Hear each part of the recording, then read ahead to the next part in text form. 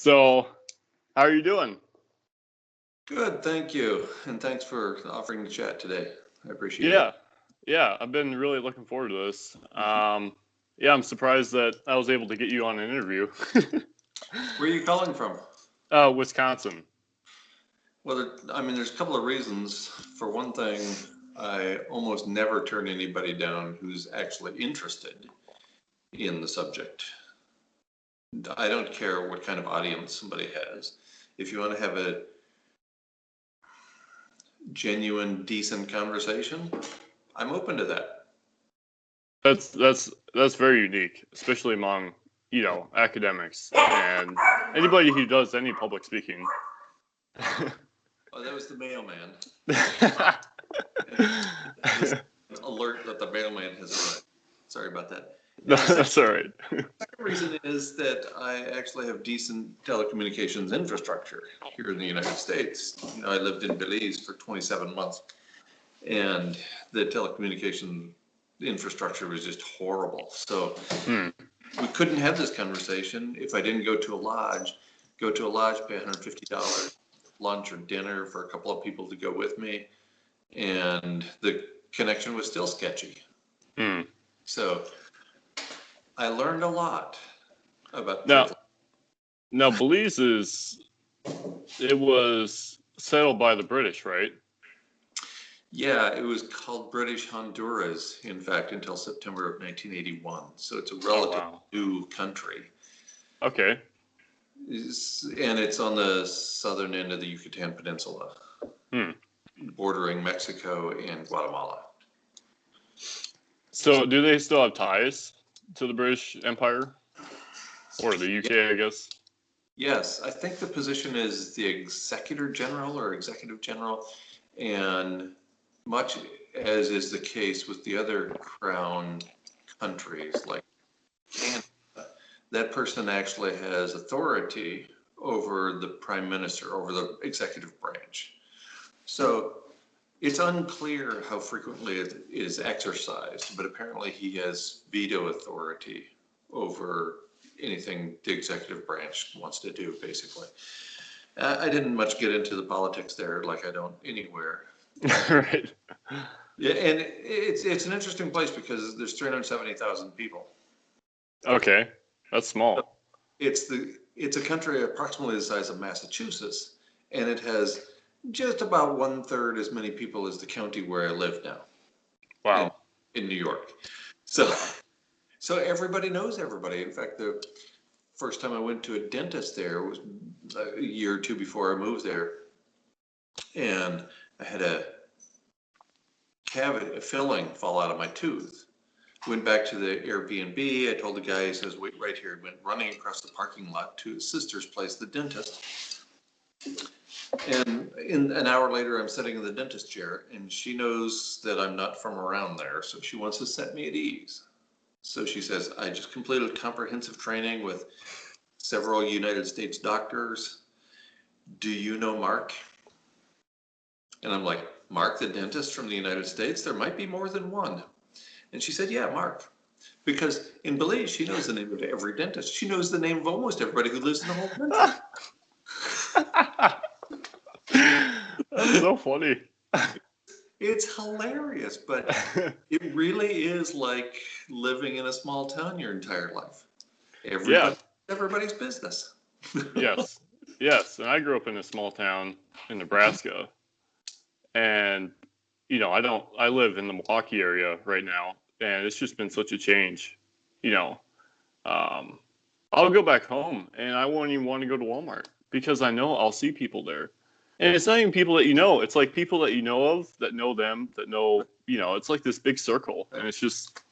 Hey, I grew up in a town of about 700 people. That's small. So, I know about small towns. My senior year in high school, we moved to a smaller town. Which to me, that's sort of the path I'm going down. I'm trying to move to a smaller place, more out in the country. Right.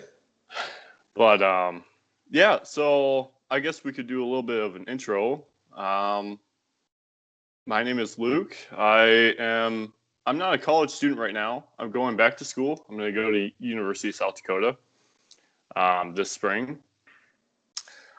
I've always been, intrigued with nature. I grew up. Well, I didn't grow up. I was born in the Canadian Rockies in Cranbrook, British Columbia. Uh, but then we moved to all places to Nebraska, which is the opposite of the Canadian Rockies. So that's quite ironic. But yeah, I've always been interested in nature and ecology and biology and environmental studies and stuff like that. What part of Nebraska? It is just outside of Omaha. Okay. Fremont, Nebraska. So you don't even have the sand hills or anything beautiful like that in your backyard. Right. Nebraska can be a very beautiful place. It's just they built the interstate through the worst part of the state, so nobody ever sees it. Given your age, you might not know Johnny Carson, the host of The Tonight Show for a long, long time. But one of his long-running jokes was, the best thing ever to come out of Nebraska, I-90. Or whatever the interstate is there. I can't remember the number. I mean, he's not wrong. But I remember, so I've always been interested in environmental issues from a young age. Maybe that comes from being raised in a rural area, being born in a rural area in the Rockies, and being raised in a rural area. I remember I was thinking about today, I did a speech for my community college about the effects of pesticides, because it's so commonplace in Nebraska. You live around all these farm fields that are just perfect.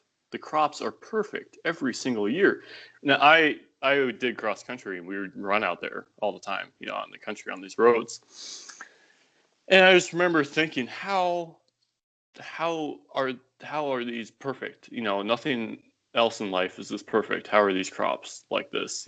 So I did a speech on this, and I didn't know about GMOs and the soil, and so I just placed it on pesticides, which was a little narrow, but it's part of the reason. Well, so they also laser level some of those fields. They actually have lasers that they use to make sure they get them just right. And really, they've been doing this a long time in that part of the world. So when it comes to perfection or the opposite thereof, pretty much got it handled. Yes, and it's amazing. It really is. Of course, I was always wondering why are we growing corn that you can't even eat? That was always a mystery to me, and it still is. But well, I suspect you weren't born yet in 1980, but it was 1980 that high fructose corn syrup first appeared in food. Ever. And now you can go to any grocery store in the United States and 80-90% of the quote food items there have high fructose corn syrup in them. It's crazy. That's insane. And when you talk about crop failure, I think the crops will fail, right? And especially like these big corn crops and the soybean crops, they will start to deplete and eventually start to fail. And so we won't have that corn syrup anymore. And it's just like, but we're like addicted to it, as a nation and as a world. Absolutely. And in Canada already this year, the potato crop is in really dire straits. It wasn't that long ago a potato famine occurred in another country, in Ireland, and it was devastating. And, Canada doesn't have that many people. Of course, at this point, it's all an interconnected global economy. Right. So it's a little bit different than it was in Ireland back in the day. But still, it's easy for me to imagine a situation in which we have a large-scale decline in grains that leads rapidly to a collapse of the whole system, the whole monetary system worldwide. That you'll still, do you think corn and soybeans are more susceptible to collapse than, say, like cucumbers and peppers and, more of like the produce and the fruits. And Yeah, for a couple of reasons. Most notably that those crops that are grown at large scale depend completely upon an infrastructure that is fragile at best. So, you have a very few corporations now who are responsible for a tremendous proportion of the food supply. Hmm. The salad bowl of the United States, the Central Valley of California, where most of those vegetables are grown, the ones that you mentioned, that's a different situation in that it has not been completely taken over by big ag yet. So there's a bunch of relatively small growers or collectives of growers that are still producing a lot of the food from that area. That's not the case. I don't know how many, because I haven't kept up since writing my 2005 book, Killing the Natives. But it's got to be a virtual handful of corporations that are responsible for the grain crops, whether it's soybean or wheat of various kinds or corn. Those are the big three growing in the Midwestern United States.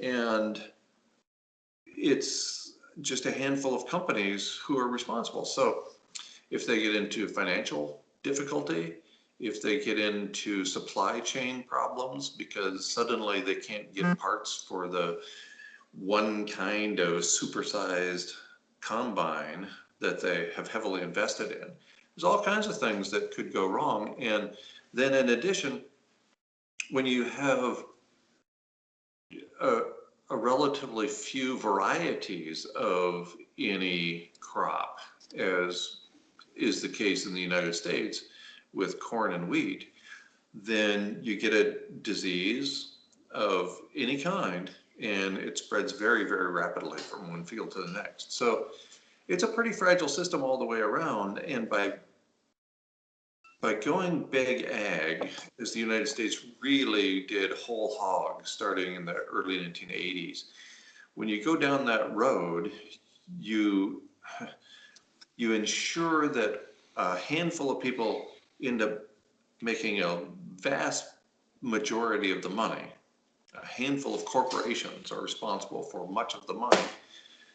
And the downside is when something goes wrong, it can really, really go wrong if you don't have a diverse collection of people who are responsible for growing the food.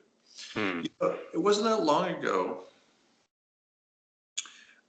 shortly before World War II, and I know that's a long time in your time frame, and it's a long time in my time frame too. It's before my parents' generation, basically.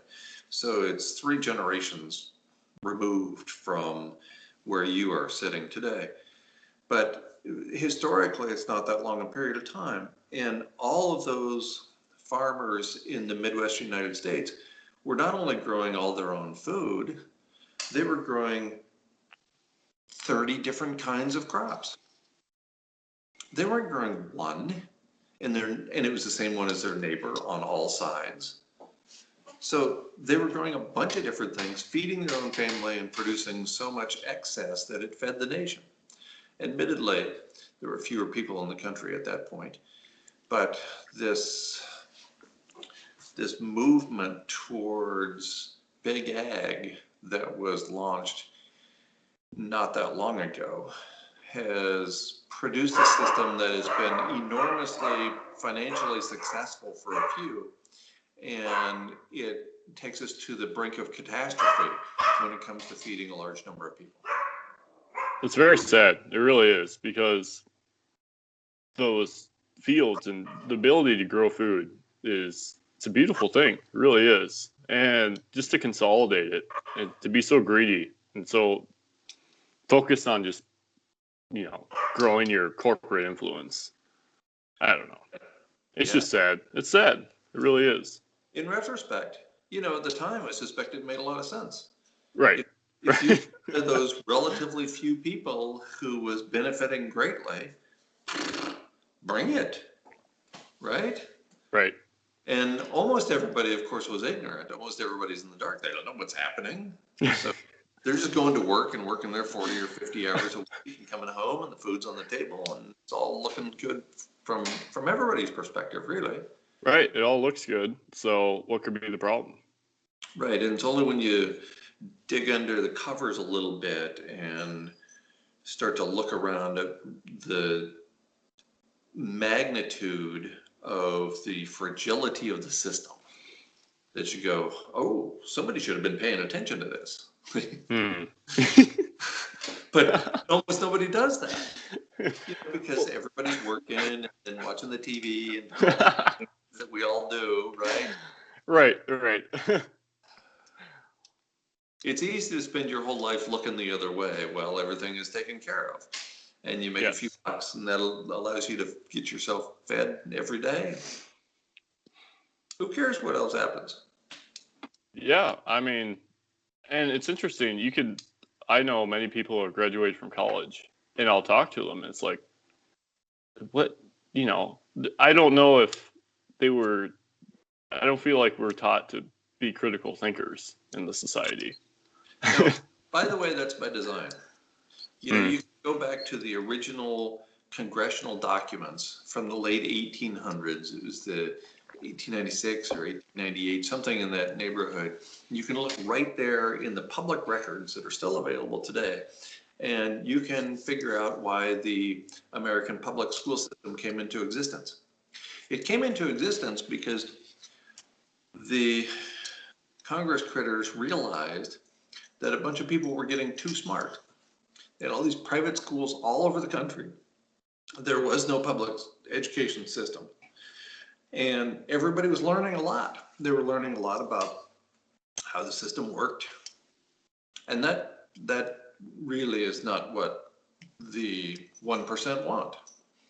And so right there in black and white, you can see the text where the powers that were at the time concluded that we need to create a system of public education that will allow for a very small number of people who know what's actually going on in the world, who are educated to think critically, and then a much larger proportion of the population that knows enough to help run the trains, to help run the machines, to keep the machine going, as it were.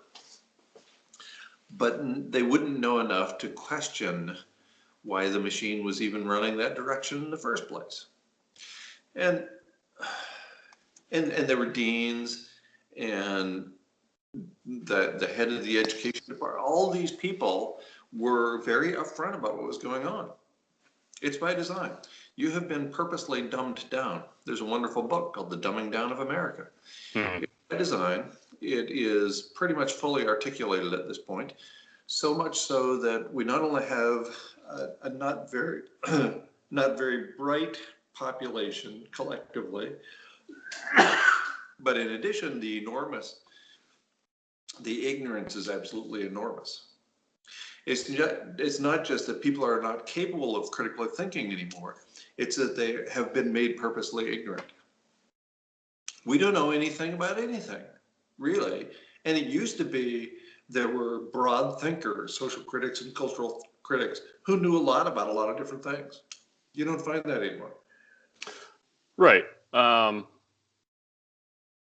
mean, I don't want to pick on my elementary school, but I will say, I was taught blatantly creationism, like in my schooling in middle school, and it took me until probably about 2 years ago till I really started to unravel, that myth. And well, right, because you don't know any better. Right. You're right. just like everybody else doing the same thing as everybody else, and this is what everybody has always done, right? So why would you even question it? Right, and I knew that there was something wrong with it. Even in middle school, I was like, that doesn't make any sense. Because I type in Google, how old is the Earth, and it says, whatever, 5 billion years old. I'm like, that's quite the contrast. 7,000 versus 4.5 billion. And Tails, man, it's just a few zeros here and there. And I came out of that, that education, and then I went to high school, and I was taught evolution in high school. But I feel like it was just so dumbed down. The whole, they didn't even talk about Darwin. Mm-hmm. Briefly, they talked about Darwin, but it didn't make any sense because how I was taught in elementary school didn't correlate at all to high school, because I went to a private, Lutheran school, which is weird because Lutherans are usually pretty academic people. But so I went to the public high school, and that contrast was very, just sort of like, I didn't know what to think until I got to college, and then even there, and I didn't really figure it out till a while in. I don't blame anybody who's been indentured into the system here. Right. We were all born into the set of living arrangements. Yes. What do you? And, you look around and to enjoy success, to feel successful, you only have to be a little bit ahead through hard work or inborn intelligence or whatever to actually succeed compared to your contemporaries. And as George Carlin said, when you look around, you see how stupid the average person is, and then you realize that 50% of the population is stupider than that. No particular surprise that you can excel in this country by just being a little bit better than people who really aren't all that bright. Right. And I always felt that I had a couple good classes in high school with a couple of good teachers. But other than that, the whole thing, I just felt, this may sound extreme, but I really did feel like I was in prison. Like I didn't understand why I had to go to school for 8 hours. The prison model is by design as well. Then most people don't know this either. The color of the paint on the walls, the structure of the seating arrangement, all this is designed to deprive you, and this goes on for more than 100 years, to deprive you of interaction with life itself. It is intended to deaden you. Right. You don't go hiking. No. There's no hiking trips. There's no fishing trips. There's no outdoor adventures.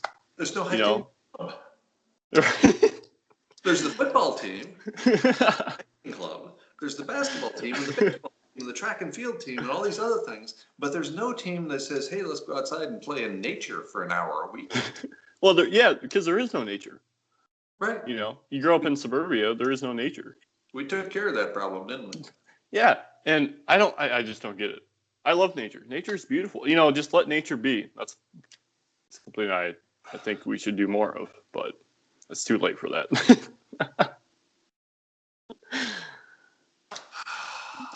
Yeah, it's a little late. I was at this park this morning, and I was just walking around the trails, and there were all these signs. That's one thing I noticed about our park system. There's signs everywhere about little nitpicky things, like stay on the trail, preserve nature. I'm like, have you looked around, people? Preserve nature? What? Stay on the trail? It's like, pick up your trash. Why do people have to tell us these things? Why do we feel like we have to put up signs for common sense things? Right. Watch out for Frisbees, because it was like a Frisbee golf. I was like, of course, it's winter. I'm going to use common sense and realize that nobody's playing Frisbee today.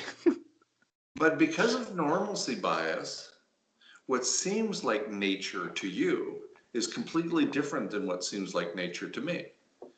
When I was a kid, and I know you love stories that start out with when I was a kid, but when I was a kid, I used to go with my parents and my older brother and my younger sister, and we would take a drive in the country and burn as much fossil fuels as we possibly could in the pickup truck. That's just what we did. Right. talking about any of this in the 60s and the 70s. Right. So we go on a drive.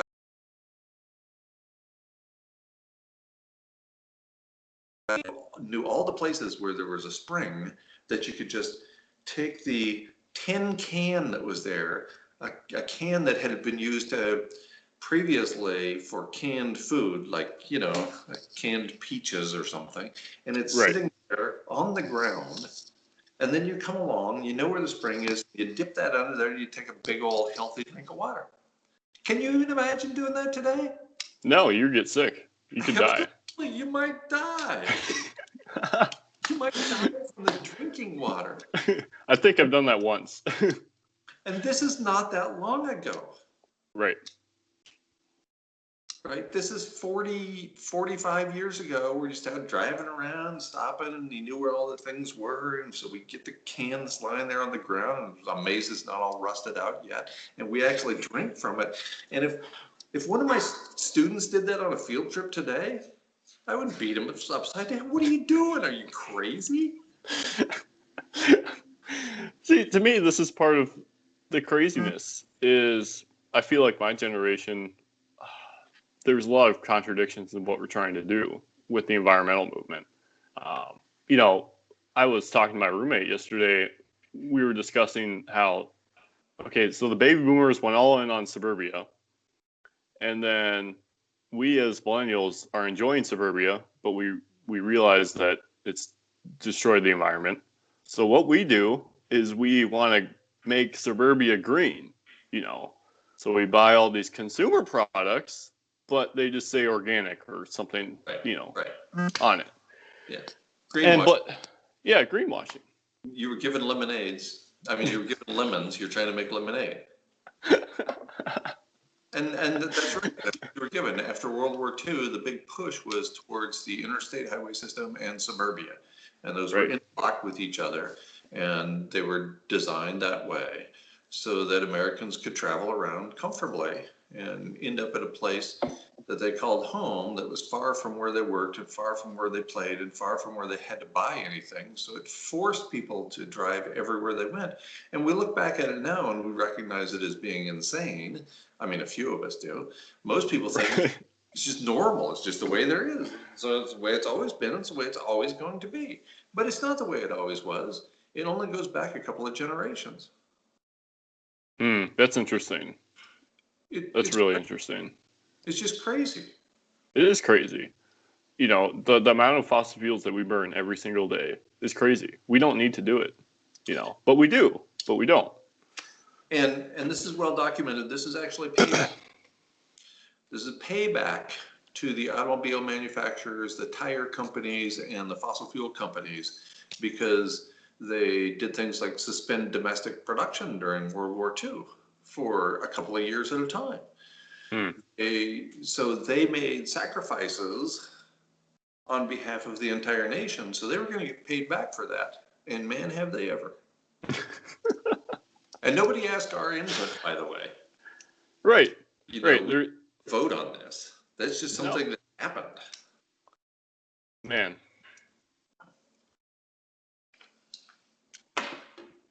Repeat after me, fellow Americans. We're number one. And Canada's not that much better. You realize how much of an American you are when you go to another country.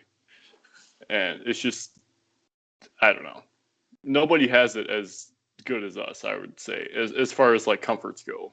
I recognized my enormous privilege before I moved to Belize. And still, I couldn't even come close. And until you live there for a few months, you have no idea what it's like to live outside the United States. Let's just talk about one simple example. It's the most important thing in my life. The ice cream availability is zero going on there. Which is why I now have 4 2-quart containers in the freezer, just right over there within easy reach. Well, And it's everything. It's, you don't even think when you live in suburbia, you don't even think about, oh, we could order pizza tonight. And 40 minutes later, you're eating pizza and it was delivered. It's And you almost didn't, magical. you didn't have to do anything except dole out a few bucks, right? And for example, this call, you couldn't have this Yes. call in Central America, almost anywhere. And it's 1,000 other things, large and small, that make you recognize, after you've been in it for a while, the enormous privilege, the number of things you just take for granted. Right? I'm going to go to the corner store and buy a toothbrush. Well, the corner store is an hour away on a road that looks like it's been recently shelled by the U.S. Air Force. And you're taking your life driving down this road. And you stop and pick up a hitchhiker, and he's carrying a machete, and you go, I'm not in Kansas anymore.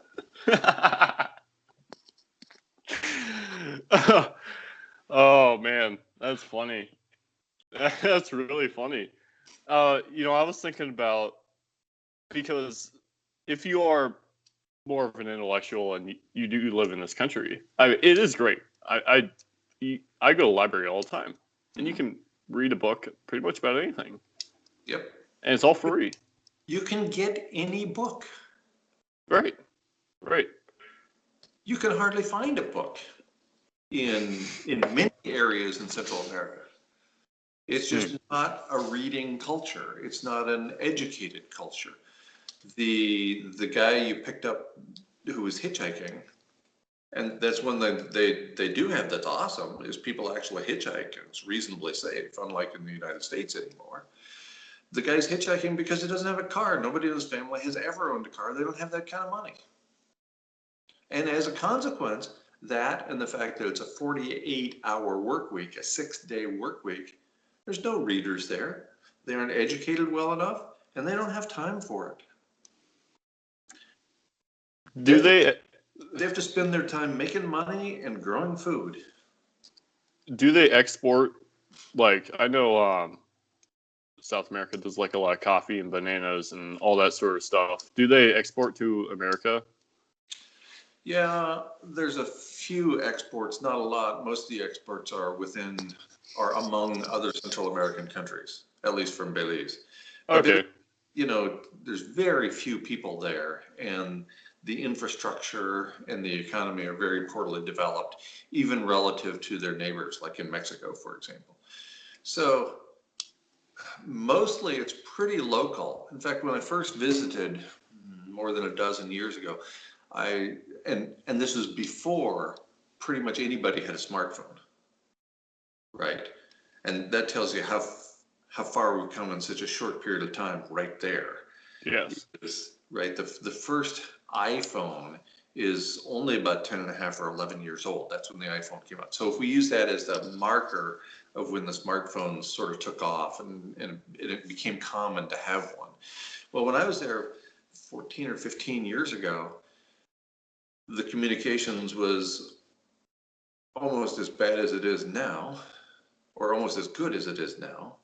And every economy was far more localized than it is now. So almost every village, and there are very few cities in the whole country, it's primarily villages. Almost every village had the local goods, the produce, coming in somewhere between once a week and 7 days a week, coming in as the primary means of economic exchange. It was all about the food. And that's what one of the things that attracted me to the place in the first place was they're really practicing agrarian anarchism. It was all about taking care of yourself and your neighbors at this relatively small scale, where people would bring stuff in, you'd exchange a few dollars, or maybe you'd exchange some time for the bananas or the potatoes or whatever. And so it was a really, relative to the United States, a pretty simple experience in that it was focused on food. It was really very local. And, I already mentioned a lot of people don't have a car their entire lives. So the public transportation system is pretty well developed as a consequence, because there's a few people who recognize where this is headed, so they bought a bus service. So some guy in the local village has 4 buses, and that's the public transportation. That's the transportation for 90% of the people in the village on a daily basis. So it's great, it's wonderful, it's amazing, it's a simpler way of living. And when you're accustomed to the things we take for granted, it's very frustrating, horrifying, awful, really. So it's this mixed bag. Yes, and sometimes I ask myself, is it really worth it? What we do and how we use our energy? Is it?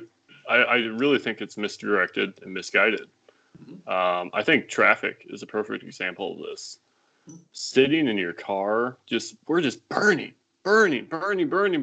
not totally wasting energy, just sitting in our cars, just so we can go to work in the city, work all day, then grind to get home. And then by the time we get home, we got to make ourselves food. And then, it's just like, it's exhausting. And it's destroying the planet at the same time. And it just seems like it's so pointless. Absolutely pointless. And in a way it is. If you realize the trap you were born into, and you acknowledge that you will never be the 1%, right? You will never be the person who greatly benefits from the hard work of you and a couple 100 million other people who are grinding it out every day. Right. So, yes, it's easy to say this just isn't worth it. On the other hand, it's almost impossible to escape.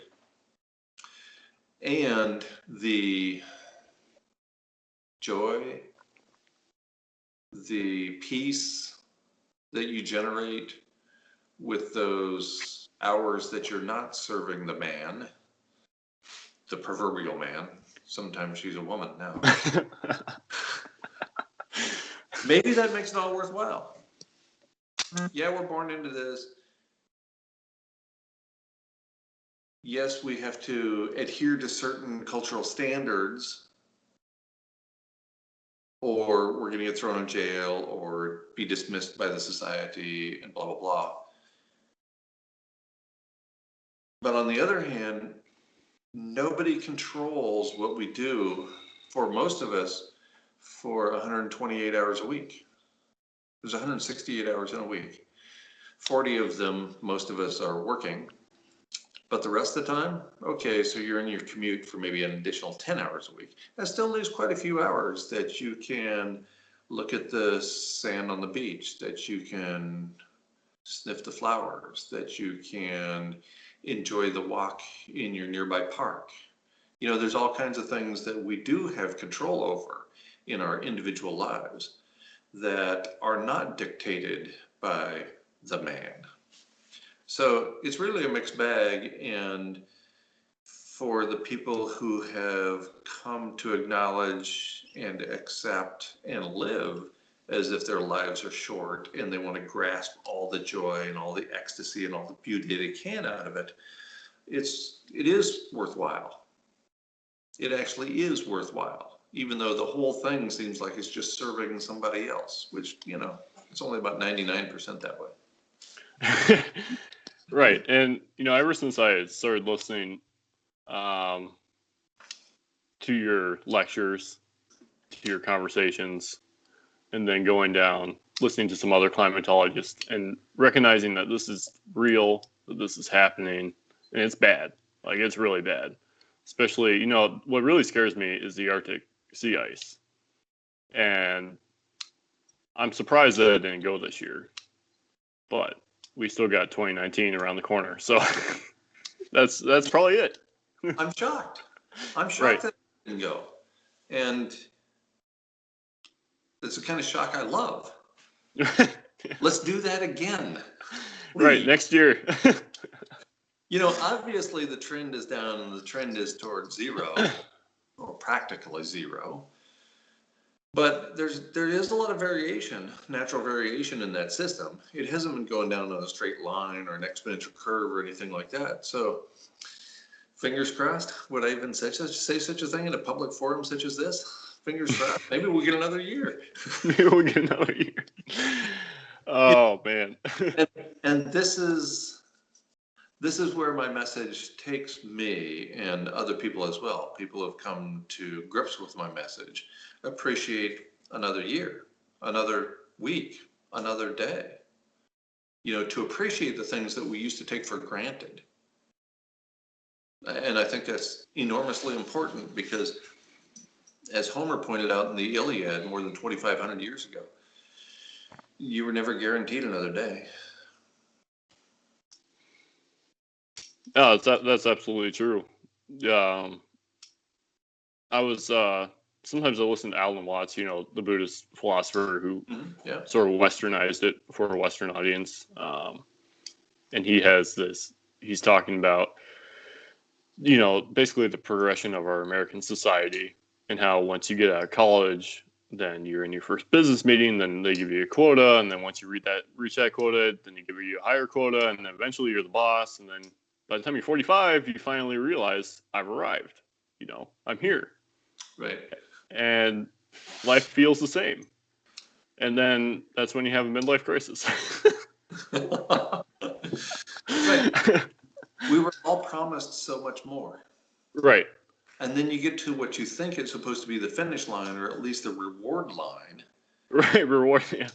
And there's no line. It's the same as it was before. So year 45 was the same as year 44. Huh. That wasn't so awesome.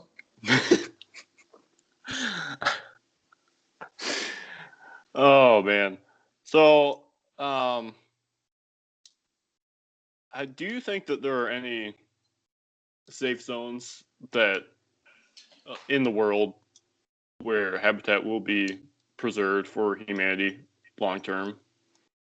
It would very much surprise me because of the aerosol masking effect.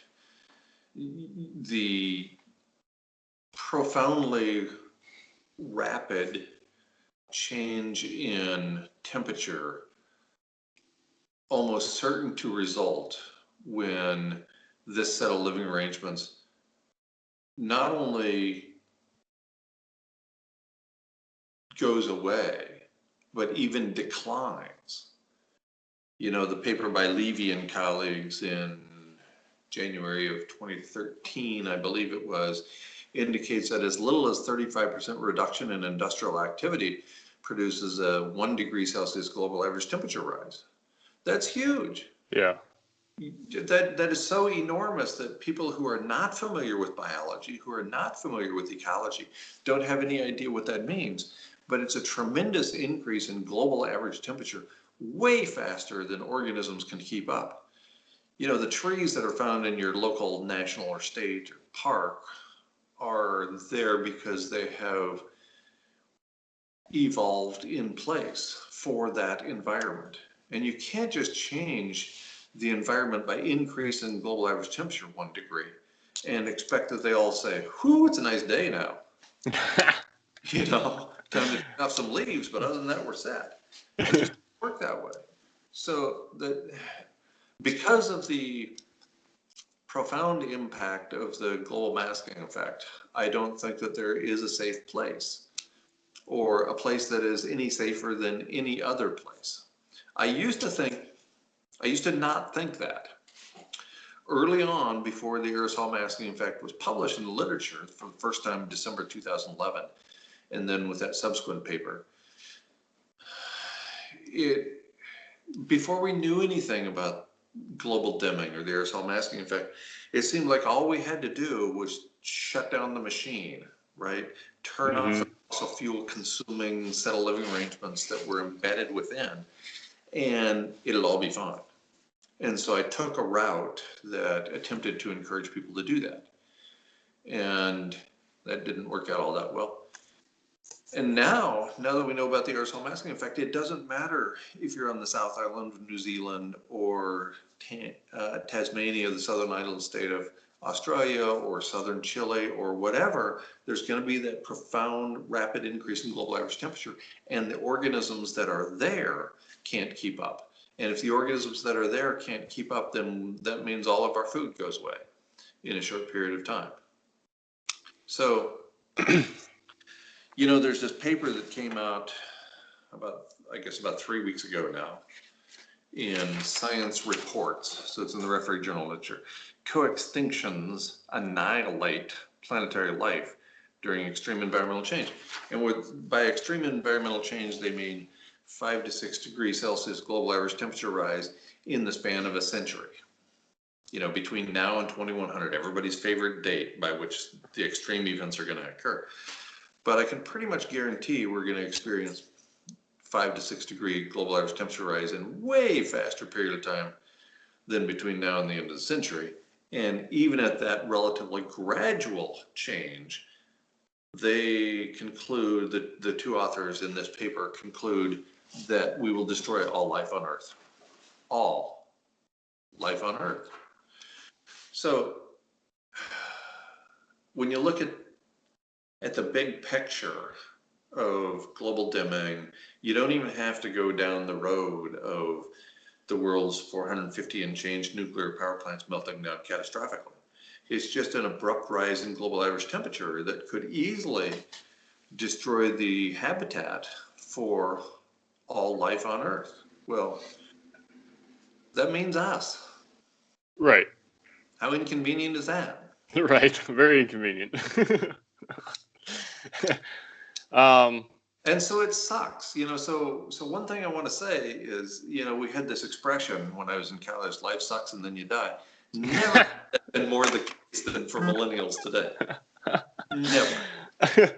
Well, especially since college has been pushed on us so hard.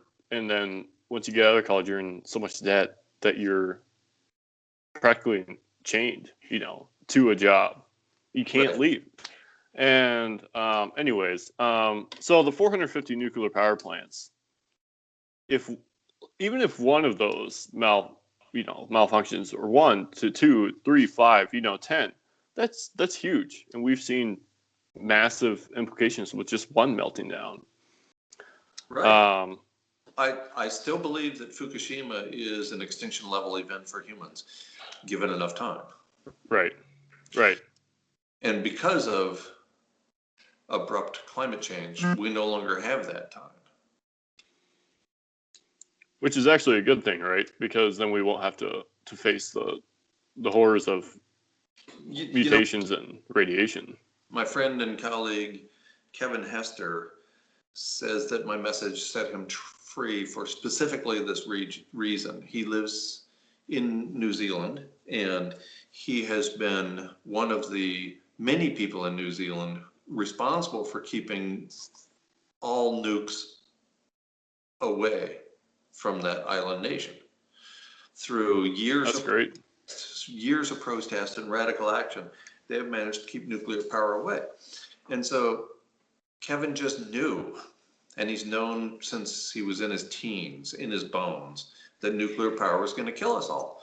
And the more he looked into it, the worse it looked. And we're talking about multi-generational lethal mutations that cause the inability to have children, and then ultimately the grindingly slow extinction of human beings. And then he comes across my message and he hides. He follows me for 2 years, reads everything I write, watches all the videos, and he's trying to poke a hole in it. Right. And he's a smart guy, and he finally can't anymore. So he invited me to tour in New Zealand to get the word out. And he says I set him free specifically because he no longer has to face the multi-generational horrors of nuclear catastrophe. We're all going together pretty much when we go as a result of abrupt climate change and the aerosol masking effect. And it's gonna, it's horrible. Yes, it's horrible. It's awful. It's abrupt, irreversible climate change. But it's also a lot like getting a trip to the guillotine instead of getting tied up in a desert, naked, sprawled out, right? Where it takes seemingly forever for Right. coyotes and the ants and whatever to come along and chew you up. Right. The guillotine sounds great compared to that. Oh yeah, for sure. And this whole, I've been looking into geoengineering, and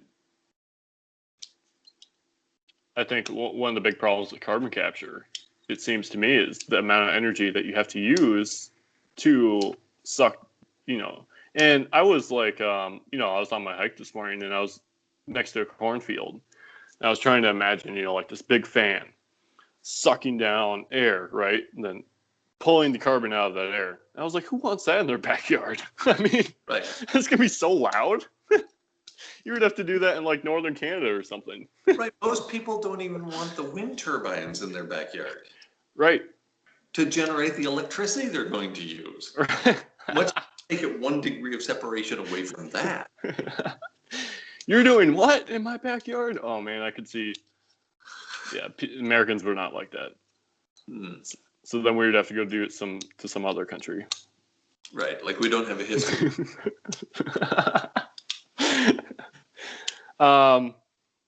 Yeah, I follow Paul Beckwith quite frequently. I listen to his videos at work, and he has this idea of ocean fertilization through, I believe it's iron pellet, maybe not pellets, but filings, and this would cause plankton, right? No, not plankton. It's interesting. The idea was that it would cause life to bloom, right? And therefore extract carbon dioxide. Guess what? It was illegally tried already. Some rogue scientist off the Pacific Northwest coast, I don't remember whether he was coming from Canada or the United States, and there's plenty of blame to be had regardless, tried this. It's illegal. It violates international law, so good luck with that, Paul. And it didn't work. It had the opposite of the expected result. Whoopsie. So let's stop promoting ideas that have already been tried illegally, that are still illegal, and that are stupid. Let's stop that right now. Right. Right. And if it's been tested and it doesn't come up that it's going to work, then, we shouldn't do it. I also watched this video about foresting the Sahara Desert, and I thought that was just so ridiculous. I was like, they don't hold that carbon forever. Those trees will die. And think about all the energy that would have to go into planting those trees. And there's a reason that the whatever you want to call them, the people pulling the strings vampire, whatever. There's a reason that these solutions haven't been implemented yet. Right. Because they know. They've run the analyses, they've run the model results 10,000 different ways. If it was going to work, we'd be doing all that stuff.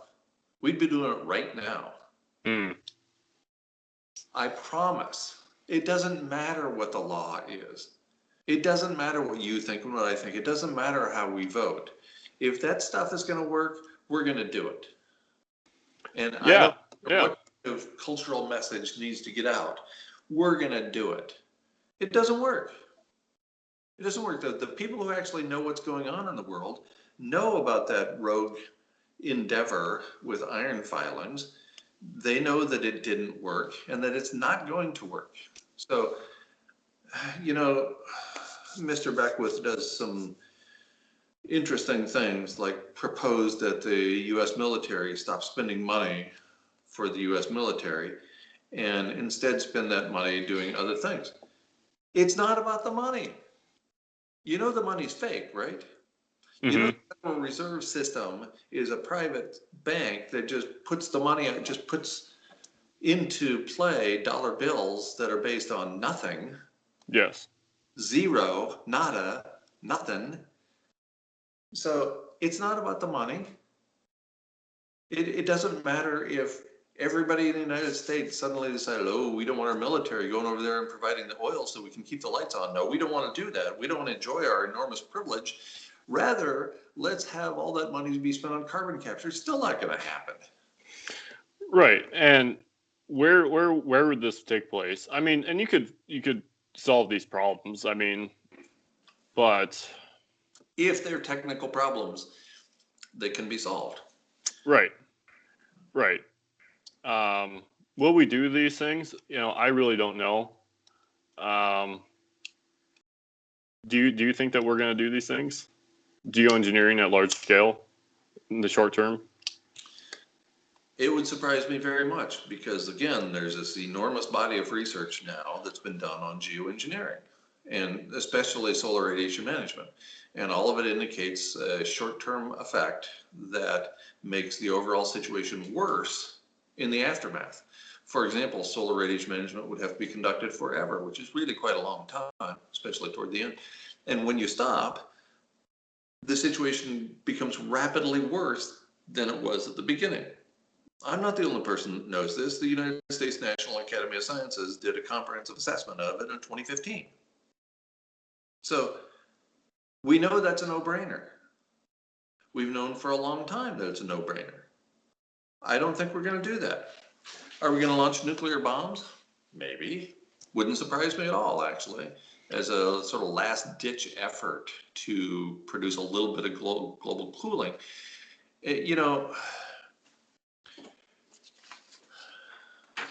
There are people who know this.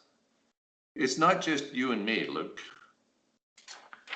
It's the people who actually are out there pulling the strings of empire. It's probably every president, senator, and congressional representative in the country, if not the world. They know. They know. They know that the refereed journal literature, the most conservative of all imaginable sources, has concluded that it only takes a relatively mild increase in global average temperature over a long period of time to destroy all life on Earth. So what do you think they're going to do? I think that those people know all of this information and they're living fully now. They're spending their money and doing what they want. They're crossing the items off their bucket list because they know we don't have long. That's my guess. I don't know because I don't spend a lot of time at dinner with these folks. That's great. Despite what some people might say. No, I'm just kidding. Can we pause just for a second? I'm just going to run to the bathroom quick. Yep. Thanks.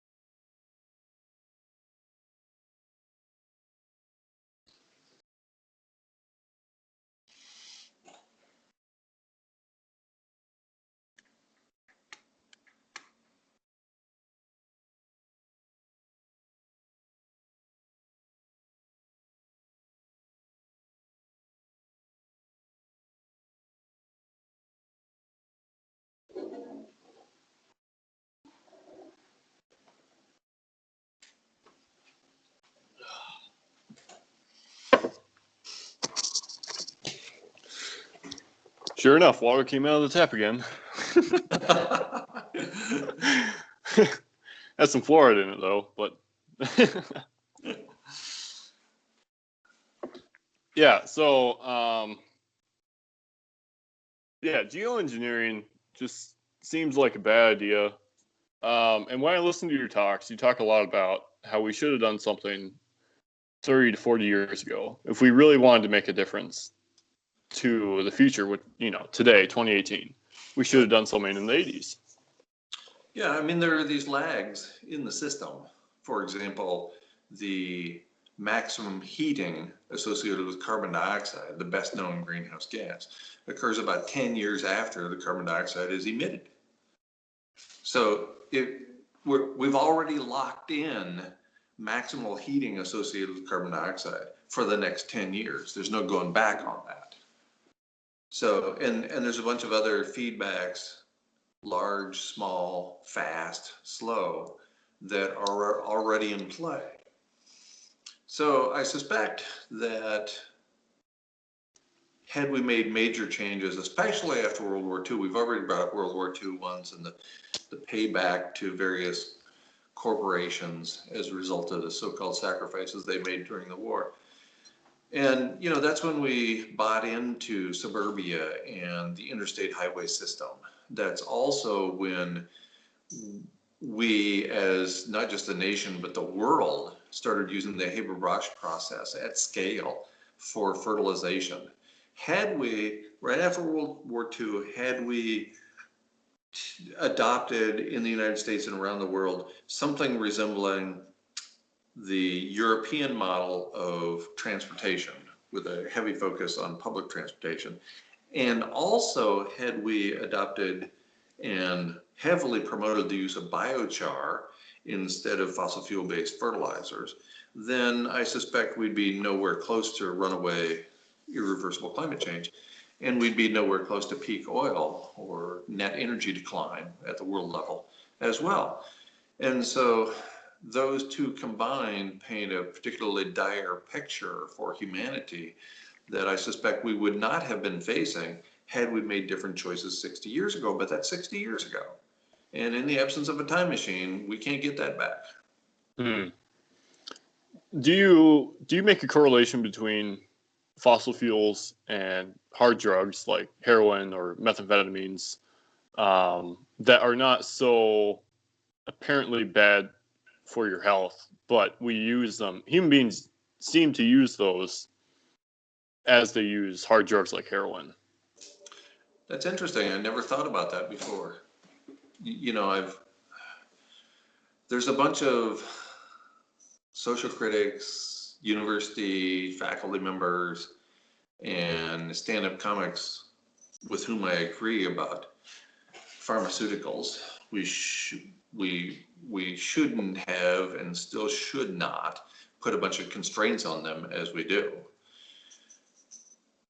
In contrast, I think we needed to put far greater constraints on fossil fuels before we start burning them. But the connections between them, I haven't even thought about. So probably I should avoid embarrassing myself by not going down that road. Well, I was thinking, I was watching this documentary about oil in America and how in Texas, you know, when they struck so much oil all at once, and people were just losing their minds. Yeah. It was mania. People were like, "This is great. We're gonna be so rich," and they thought it would flow forever. And I don't think Texas produces much of anything besides fracking anymore. Right. Right. And that's the way it seemed with everything at the beginning. It seemed like it would last forever. When the first colonizers came to the United States and looked out at what lay before them to the west, I can only imagine that it must have seemed like there was forever. There was an infinite amount of land there, and an infinite amount of timber, an infinite amount of wildlife, and an infinite amount of grazing land, because compared to where they were coming from, there was. You know, Europe was kind of starting to get filled up, and the land had been so intensively managed in Europe for such a long period of time. To see these virgin forests and these plains and the passenger pigeons that darken the sky, it must have been truly remarkable. And you think from the perspective of an individual or a family or even a whole community of people, there's no way we can make a dent in the population of the passenger pigeons.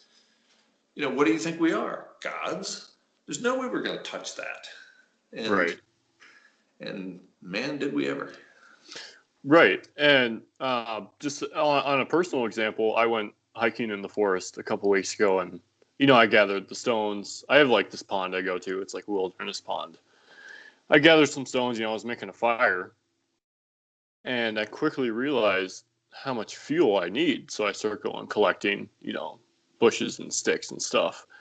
And I'm thinking to myself, if I was to permanently settle here, I'd run out of timber very quickly. Right. And it's just you. Right, it's just me. Now imagine when civilization collapses and all of a sudden we start cutting down every tree, because the fossil fuels aren't coming in. I mean, that's what I see us doing and just creating fires. Yeah. I mean, it's just going to disappear so fast. Yeah, absolutely. It's hard to know how this plays out. I suspect that most people won't know what hit them. So the water right. comes through the taps and the food doesn't show up at the grocery store, and they just wait. Because the sort of thing is before, right? The water stops coming through the taps occasionally, and then in an hour or in a half a day, it comes back on again. Well, if it doesn't come back on in 4 days, and you don't know what's going on, you're done, right? You're not going to take the time to go out and try to burn wood because you're so dehydrated you can't get out the door. Right. And sadly, I think because so few people know what you know and what I know, the connection between burning finite materials, fossil fuels, and climate change and the aerosol masking effect. This whole house of cards could come down in a week or two. And there'd be maybe 1% of the population of the planet who'd know what's going on. And everybody else is still waiting for the water to come through the taps again. It's always worked before. So that for me is terrifying. I don't know which is more terrifying, actually, everybody knowing or everybody not knowing. That's funny. Yeah, I have this game I play. Well, it's not really a game. It's more of like an observation I make. When I buy new clothes or when I get a new T-shirt, I do like triathlons and races and stuff. So I get like race T-shirts, and I'll always look at the tag, where it comes from.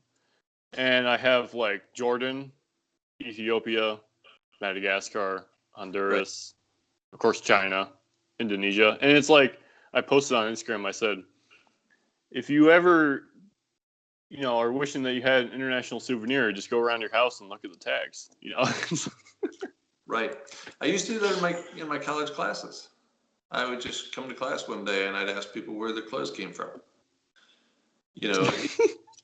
If you think that everything should be made in the United States, made in America, and you're only going to wear clothes that are made in America, how many people in the classroom today would have only American clothes?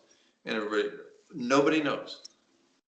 Zero. Never had a single student know where their clothes came from. And so then they start looking at it, hey, can you see my tag? And nobody's wearing anything from the United States. If it was up to the United States production, we'd all be naked. No, seriously, I don't think I have one consumer product that's from America. I mean, I bought a little hatchet. It says made in United States, but they probably get the seal from overseas. So, right, and as we started this conversation, we were pointing out that it's really all interconnected at this point. Yes. I can't imagine there will be an Irish potato famine or a Canadian potato famine. We're all going together. It's all one planet at this point. And as much as the sociopaths pulling the strings of empire might think otherwise, I just don't see, nationalism. Yes, nationalism was on the rise. Undoubtedly as a result or maybe as a contributor to the administration, the executive branch in the United States right now. But I still think that to a very great extent, we're all in this together. And what goes up must come down and every other cliche you can imagine. But it's not going to be a pretty future. And I just don't know which is worse. Nobody knows what's coming, which probably will make my life a little bit more calm than it otherwise would be at the end. Or maybe not. Maybe if everybody knew what was coming, there's this great short story. I can't remember the name of it or even who wrote it, from the late 1940s, early 1950s. And everybody knew they were going to die, and it was by time zone, right? So everybody on the East Coast went to sleep and died in their sleep 3 hours earlier than everybody on the West Coast did, right? And everybody just accepted it. Everybody knew it was coming. It was going to happen this one day, like April 19th, 1952. And so everybody acted very rationally, and they just told their loved ones good night, and they fell asleep and they died. And if everybody would respond that way, I think it would be awesome if everybody knew. But I fear that if everybody knew, then a whole bunch of people would want to catch the last flight out of Washington, D.C. so they could live 3 hours longer, even though it would be on a plane trying to get to the West Coast. I mean, the insanity that we already see, I suspect would be exacerbated if a bunch of people knew what we know. Right. And I do have Canadian citizenship. I'm dual citizen. And so I've been thinking to myself, maybe I would go to Canada, but what would that really do? I mean, if, in light of the long term, probably wouldn't do much, but I think I would still try. I think I would instinctually, I would just have to do it because I would know, hey, maybe, Canada won't be so hard hit by the collapse of globalism. And they do have abundant resources up there. And I am a citizen, my whole, so I think that I would react in that sort of manner when it happened. And we don't know. Right. We cannot predict the future with accuracy. I don't know your expiration date. I don't know when civilization collapses. I'm stunned it hasn't happened already because we're at the global average temperature right now that is as high as ever experienced by Homo sapiens before, according to the 2017 paper by Hansen and colleagues in Earth System Dynamics. So I can't believe we've hung in this long. Would I want an extra day? You look at what exceptionally wealthy people do to extend their lives when they have a terminal diagnosis. And I suspect that all of us, if we had the material resources, would seek another hour, another day, another week. Oh, yeah. And I certainly am not judgmental about people who go someplace else. Yeah. If I had the money, I would go to New Zealand. Honestly, I would. I would buy a plot of land, and that's what I would do. Mm-hmm. But I don't have the money or the influence to do that. So Canada's my next best option.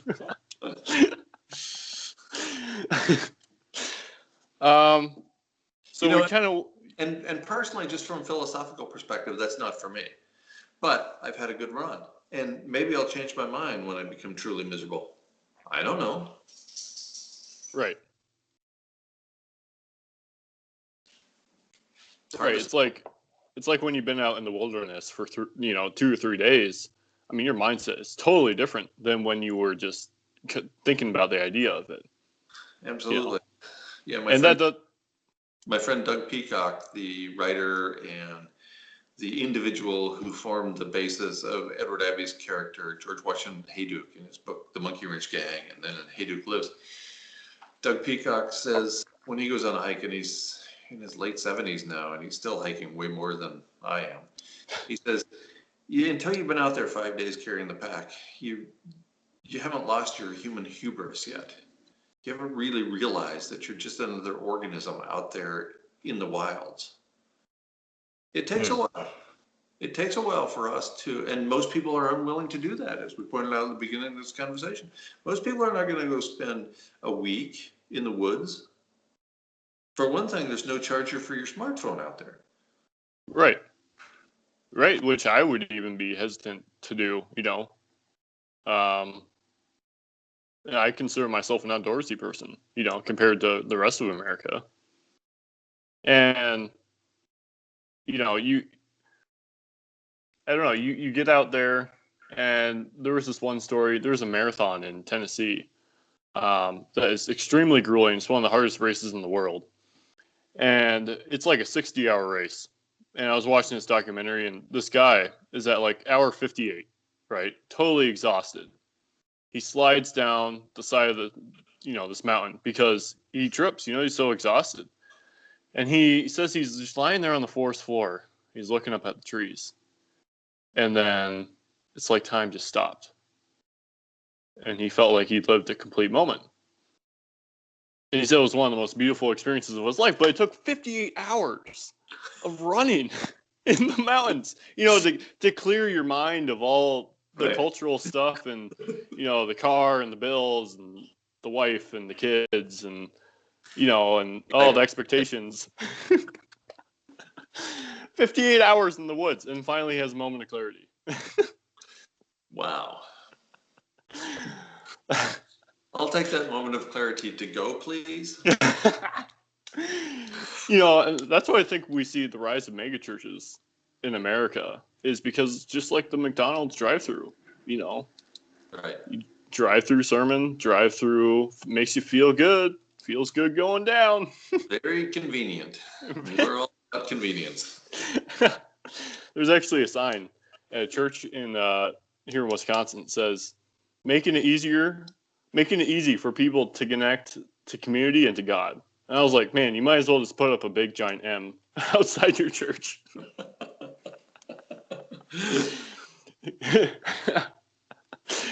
Oh man. So, do you have any religious affiliations? Did you grow up in the church in Idaho, or? Where I grew up when I was a very young kid, we lived pretty close to one of the sawmills in town. There were 3 large sawmills back in those days. So it's the late 1960s, and Mrs. Hutchins would walk by on her way to church. So it was the Hutchins Mill. She'd walk by on her way to church, and the 3 of us kids would be out playing, usually with the neighbor kids. And so she invited us to church. So I went to Sunday school and then church for a few years. But I'm pretty much over that now. And, from a professional perspective, I'm an agnostic. There are some questions that cannot be answered with science. And so I just don't go there. In my personal life, away from the lens of professionalism, then for me, it's a matter of belief. And the belief is that there's no paranormal or supernatural phenomenon, no God, no gods. I used to ask my students in the class, very frequently my students in my classes would ask me the same question: do you believe in God? And my response was almost always the same. I'd say, I suspect I believe in one less God than you do. And it's interesting that we have, the dominant religious thought, if we can put it into one large category in the United States, has there being one God. But there are 33 trillion gods in the Hindu tradition. Why one? Why not 42? Right? Douglas Adams would, I'm sure, say there were 42. Hitchhiker's Guide to the Galaxy, this 42 is the answer to everything. So it must be the answer to how many gods there are. So were you raised religious at all? Were your parents agnostic? No, my parents believed in, and I suspect still do believe in, God, but there was no pressure there. They didn't go to church. So us kids, the 3 of us kids, went to church for a while, but there was no push of any kind. And so I think that my parents actually let us reach our own conclusions based on the limited access we had information about. And because it was really interesting time in the United States. I grew up in the 60s and 70s, and so I graduated from high school in 1978. And then almost overnight, the town that I grew up in, Weippe, Idaho, changed from FDR Democrats with a big focus on worker rights. And that was pretty much a big plank of the FDR Democrat platform, was workers' rights.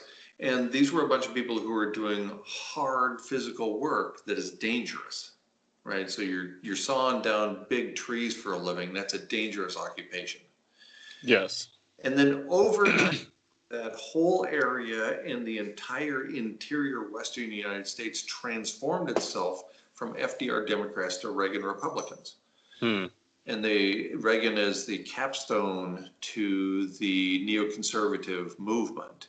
And there's been no looking back. I suspect if Ronald Reagan were alive today, he couldn't get elected to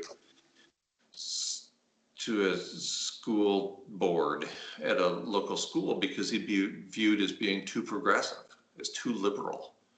And that's just an indication of how far to the right the country has swung over the course of the last 38 years or whatever that is. I mean, it's just been an enormous change within my lifetime that is easy to see. Although when it's happening, when it was happening, it seemed like Bill Clinton was a liberal. And then you look back through the lens of history at the kinds of things he does, and he outflanked the Republicans on the right on every significant issue. We got NAFTA during the Clinton years. And so every president post-Carter has swung, and perhaps post-Nixon, has swung further and further to the right. And it's just history. It's overwhelming. I doubt it really mattered who was in the Oval Office at the time these things were happening. History is bigger than the individual players. So would it have mattered if Jimmy Carter had won re-election instead of Ronald Reagan? Maybe, and maybe not too, because again, history just sort of sweeps aside the individual players and takes on a life of its own. So, from that perspective, I think we were doomed from the beginning, really. And individuals maybe can influence the way the ship is going a little bit for a certain period of time. But, extinction was locked in when the first Homo sapiens came into being. Could we have delayed it by various actions? Probably, almost certainly. But that's history for you. That's the 2020 of hindsight. Right. And it seems like how we were talking about before when we first came, first settlers to America, saw the great potential and were awestruck by the massive continent that laid before them. And, like how you were saying, that's really interesting because I've always wondered about the correlation between swinging right and reckless resource management. Not to say that Republicans aren't environmentally conscious people, but there seems to be a correlation between just reckless capitalism and reckless use of resources. Well, and here again is an example. You go back to Nixon's day. He was a Republican, and he signed into law the Clean Air Act and the Clean Water Act and the National Environmental Policy Act and all this Endangered Species Act, this what we would view typically as protect the environment, left-wing progressive stuff, right? And I think it was because history is larger than the players that I don't think he, from a personal perspective, I can't imagine he wanted to go that route, but he was just overwhelmed by the historical moment. Had he not signed those bills into law, he would have been, his signature would have been overwhelmed by House and Senate majority at the time. And he also wanted to come across as being a reasonable human being who was interested in protecting the environment. And that's what conservatism used to mean. Conservatism used to mean to conserve, and not just to conserve white male privilege, but to conserve the materials on the planet. Mm-hmm. And that just escalated quickly out of control in the early 1980s. With the rise of massive corporations. Right. And then it just became this massive competition, who can get there first. And it's 1,000 things at the same time. It's right. It's not just high fructose corn syrup. It's not just private prisons. It's not just relaxing laws on corporatism. It's a million things all at once that you look back and now you say we shouldn't have done those million things, or at least those 990,994 of them. We should have done something different. Again, you know, the tracks have been laid. Right. And like with technology, the iPhone, I like how you say it's a one-way street, because it is. You know, it's very difficult to live without an iPhone in American society today. I used to have a flip phone for the longest time, but then I sold out. Well, actually, somebody bought the iPhone for me, so that helped. But And the same thing happened to me, and it happened to me. Little to do with it, right? I was a late adopter to cell phone technology, and I got the flip phone, and it lasted me for a really long time. And somebody finally wore me down and bought me a ridiculous smartphone. And you can't go back. It's almost impossible once you've made that step. And we see the same thing with civilizations throughout history. There have been a few counterexamples. There have been a few, and Daniel Quinn identifies 3 of them: the Membres and the Chicoan, and one I don't remember from what is now Mexico, who adopted civilization, adopted growing and storing of grains at large scale. And then the civilization completely collapsed. And the survivors came together and said, we're not doing that anymore. We're going to do the hunter-gatherer route. That was working for us. So there are examples in the historical sense of individuals choosing a different route. But it'd be pretty tough for me to give up my smartphone at this point. right. It's very difficult to do something like that, to give up technology once you have it, right? Right. And it's sort of analogous to, I thought I was taking the lead in stepping away from industrial civilization way back in 1989, when I voluntarily left active service at the big university, where I was paid a lot of money to not do a hell of a lot of work. But I could see that what we were doing, and admittedly we knew very little about the aerosol masking effect or global dimming. And so I viewed civilization through the lens of destruction, spoiling the air and dirtying the water and washing the soils into the ocean, and a million other things that I could identify as being wrong with civilization. So I took the lead and I stepped away from that, went out and lived in the country, and crickets, man, just absolute crickets. Mm. Boy, that was disappointing. All of LA didn't show up at your back door saying, Right. show us how to do it. Right. Show us how to grow the food, man. Or at least the pot. Oh, man. Is that legal in California now? I don't know if that... Medical marijuana is legal in California. Okay. But, and it's so well developed. I've known people who have gone there, and you call on the phone, and it's like you're calling up Domino's Pizza. Right? You just call on the phone, and 10 minutes later, you get the pot in hand.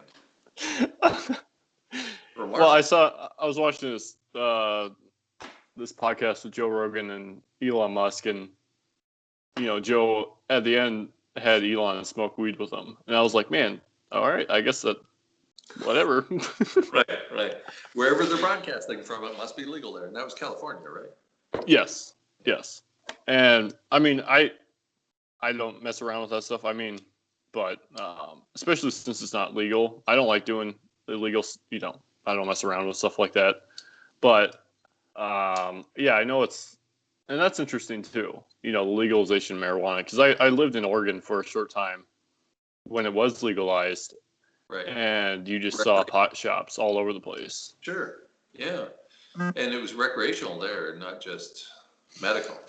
Right. And here again, I'm completely non-judgmental. I couldn't care less. It took me until the month of my 52nd year on Earth before I smoked weed. And I grew up in the day when it was just expected. My dorm room was party central. There was always blue smoke coming out the door every weekend, all weekend. So I'm sure I had the opposite of the Bill Clinton experience. I didn't smoke, but I did inhale. So I'm sure I experienced contact high, but I just didn't know it. And, so I've tried it 15 or 20 times and largely found it lacking. When I tell a story about it when I'm on tour, then everybody shows up and wants me to smoke with them, which is like the last thing I want to do. But what do you do? What are you gonna do? People are just trying to be nice. It's Right. like, hey, want a beer? It's like, I don't drink beer, so no, I don't really want to. Well, what kind of freak are you anyway? Again, it's the dominant culture screaming at us things that we might or might not want to hear. Hmm. But for the most part, we go along to get along. Do you have any advice for us on love? Yeah, I think it's a great idea. Hmm. For my radio show, I interviewed a guy named Jamie Hecht, who was a professor and walked away from it. He is now a psychologist, I believe, in Southern California. He worked for Michael C. Rupert for a short time. He's a really, really smart guy. And he's a writer and public speaker, just sheer genius. And when I interviewed him on the radio show, this goes back 3 or 4 years, I asked him if there's anything he wanted to do. And he's maybe 5 or 10 years younger than me, so he's probably in his mid to late 40s. And he said, I'd like to fall in love another time. Because, and I hadn't really thought about it because those sorts of things just sort of happen. Right. For the most part, we don't think about love or falling in love.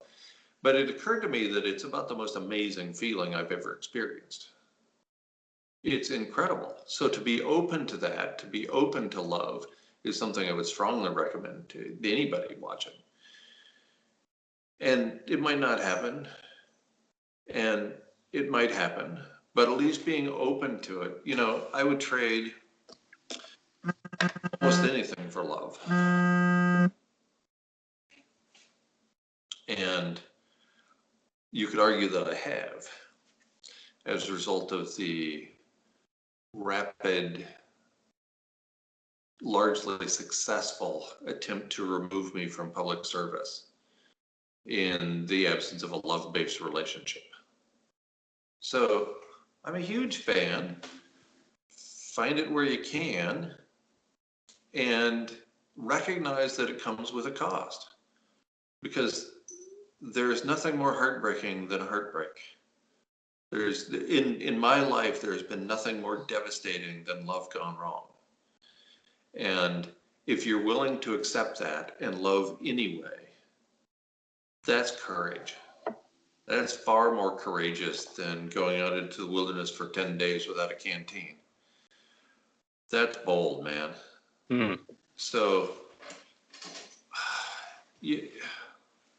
as you know, I'm of the evidence-based opinion that we don't have long here on planet Earth. Yes. And so I really, really encourage people to live as fully as they possibly can, to throw off the shackles of imperialism, of civilization, of capitalism, whatever you want to call the set of living arrangements, and go for it. Go for what you love. And love is certainly on the list of things most of us love. And it's hard, and it's expensive in every conceivable way. And it's worth it. At least it has been for me.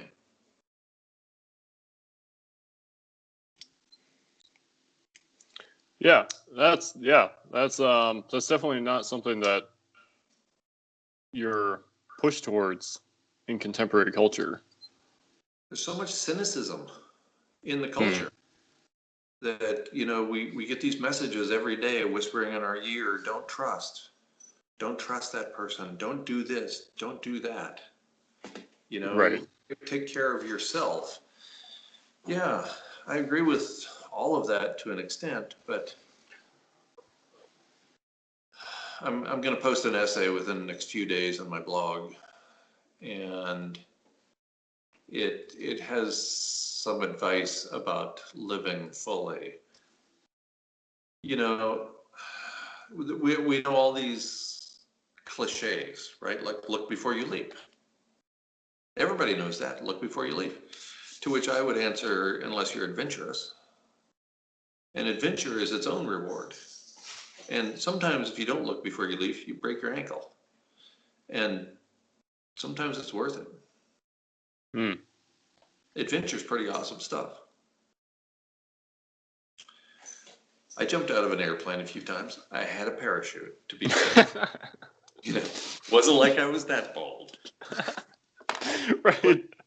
But it's exhilarating. It's absolutely amazingly exhilarating. And I would have kept doing it, except that the relationship I was in at the time, it caused her to not sleep the night before and not sleep the night after. So it was far more disruptive for her than it was for me. So I just stopped. And that's fine. You know, I've done it. It's amazing. And I would do it again, even though it's allegedly dangerous. And I would do a lot of things that some people consider dangerous. And part of that is because I think we don't have long. Part of it is because that was my upbringing. That's just the way I spent my entire life. And part of it is because there is nothing more exhilarating than exhilaration, than adventure, than doing the things that most people are unwilling, afraid to do. Do those things. I'm not suggesting that you jump out without the parachute. And Right. you have to have a little training before you jump out, even with the parachute. I'm a big fan of all that stuff. Right. But then jump. Right. Taking the time to pursue these things that you love. Yeah, I've rafted a lot of rivers, whitewater rafting, and it's great. And I've known people who have died, and I've known people who have been very injured as a result. And I would do it again. Of course, I would do it. I mean, there's all these things out there, and you're not going to live forever. At the end of your life, I strongly suspect you're not going to be thinking about how much money you got in your 401k. You're going to be reliving those memories, maybe with the people around you. And the memories are going to be based in adventure and love and all those amazing things that stick with us long after we do them.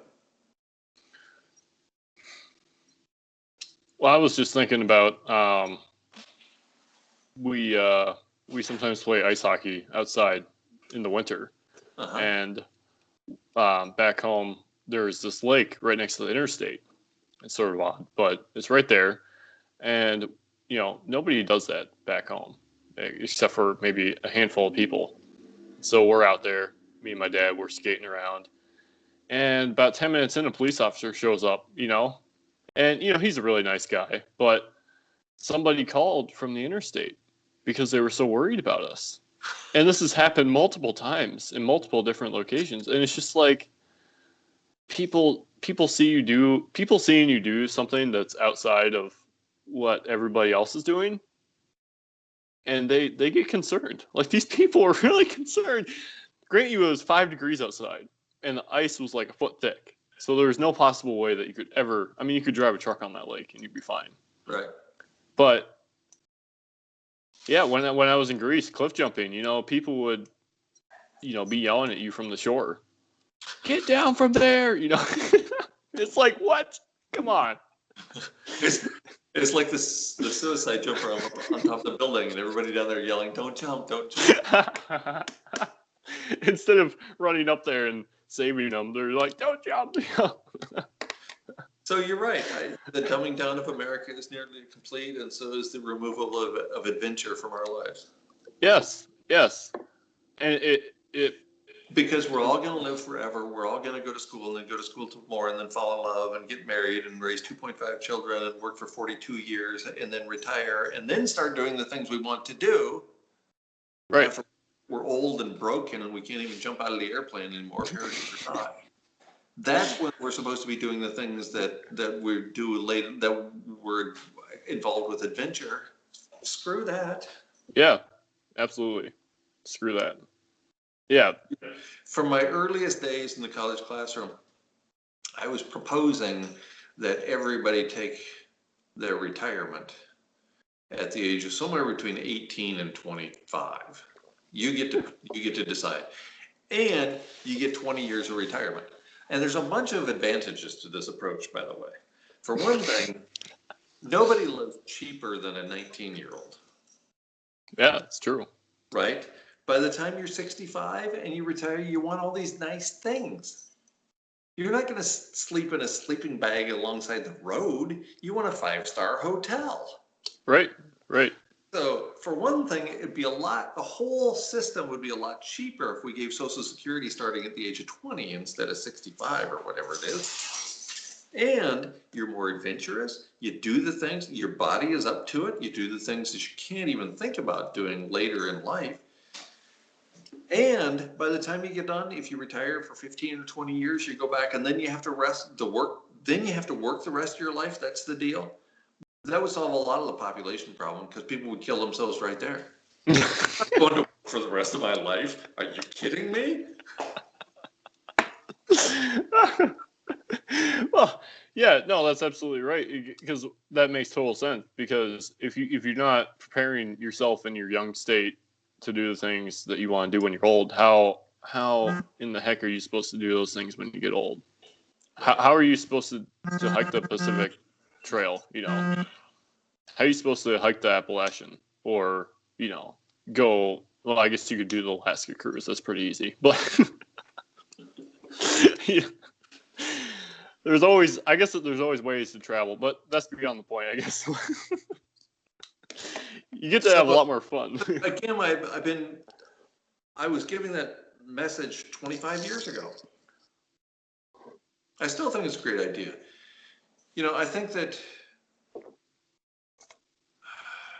most people who go to college probably don't want to, and I wouldn't encourage that they do. That was actually my next question. Do you think going to college is worth it in light of this information? For most people, I don't think it was ever worth it. For the last 10 years, I was in the college classroom, and that goes back a long time ago now.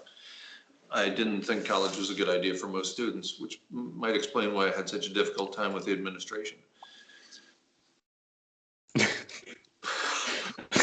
Because I would tell students, this is what you're supposed to do. Everybody college, then you go to college some more, you get more and more degrees, then you go out there in the workforce and you become a productive human being and blah, blah, bullshit. No, that's not for everybody. Are you kidding me? I could have done a lot of things differently had I not gone to college. Almost anybody, when you're 18, 19, 20, even until you're in your mid-20s, you have got the capacity and the interest to do a lot of different things. You haven't locked into a career track yet. You haven't gotten into that rut of doing just the one thing or the three things that you do in your job. So I think, as Mark Twain said, youth is wasted on the young. I think college is wasted on college students. Mm. I saw so many of what they call non-traditional students who came back when they were older than 18 or 19 years old. And they were so much better prepared intellectually, psychologically, emotionally than the 18-year-olds who were just following the track that society laid out for them. So certainly it's not for everybody. And I would argue that if you haven't given it some serious thought, you shouldn't go to college any more than you should jump out of a plane without a parachute. Right. And I remember when I was 18, I felt like I had to go.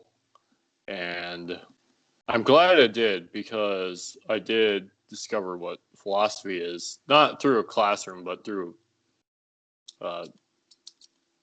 unraveling of events, I guess you could say, which did change my whole life. But, and that's really when I started to question the system which I was ingrained in, which I realized very, very quickly that nobody really is doing. Right. Absolutely. Even in college. Right. Which seems like the perfect place to do that, Absolutely. But, college has become just one more thing, one more step up the staircase of so-called success. I would argue that the really transformational events, the life-changing moments in college don't happen in the classroom, at least not very often. They happen as they did with you, and in the unraveling that leads to you reading philosophy. And it happens with the relationships you build and the kinds of endeavors that you undertake that are outside of the norm. So I don't think college is necessarily a bad idea. It's become just another racket from a financial perspective. And I certainly disagree with the way that's turned out. When I graduated as an undergraduate, I had $340 in student loan debt. I paid it off when I was a master's student. Wow, that's crazy. That's crazy. And the first feature-length film that I was one of the major voices of, I think this probably got cut out. I don't remember. It's been a long time. The movie is called College Conspiracy. And I said, college is the new house, and you don't even get the house. See, when I was in college, that's what you were expected to do. And then you got a job, and you had to have a job because you took out a mortgage on a house. So now you're tied to the system for 15 or 20 or 30 years because you got to make your house payment. College students today, they're indentured to the system, and they don't even get the house. The student loan debt that they can't write off is with them for life. You're locked in now. And so it's a horrible thing. So some people are better suited for college than others. And the notion of truly indenturing people through the debt program is absolutely horrible. I can't believe that we even consider that a moral obligation or a moral activity in the society. But it's just one of those things that you shift the baseline here and there and you make it seem normal, and then pretty soon everybody's jumping out of an airplane without a parachute. Oh my goodness.